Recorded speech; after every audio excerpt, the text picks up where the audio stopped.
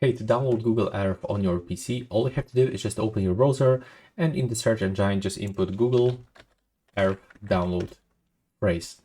And now I can recommend you to open this one, the Earth version, the official Google website. Now from this we'll have to select actually the Google Earth Pro on the desktop. And from this we'll have to click download the Earth Pro on your PC. So click on it, now accept all of this stuff. There we go, as you can see it was downloaded, so now we can quickly click on this installation file.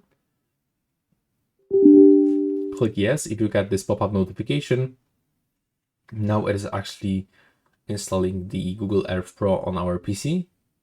It's almost finished, so just be patient and wait for this installation process.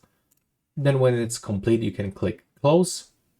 And now we can go into the start on our Windows PC and search for the Google Earth Pro, click on it once, and now just wait until it will be turned on.